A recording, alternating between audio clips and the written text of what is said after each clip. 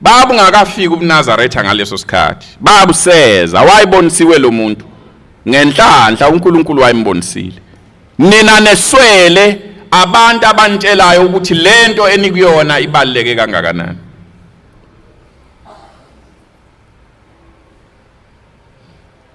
Enhlizweni yami kwakuye ukuthi ngesikhathi semumva manje angazi kahle ukuthi inhliziyo yami ithini kodwa ngesikhathi semumva kwakuye ukuthi ngisho ngabe kuthiwa nifundisa izingane njengoba zikhona ziyafunda ngabe nifundisela indlela yokugcina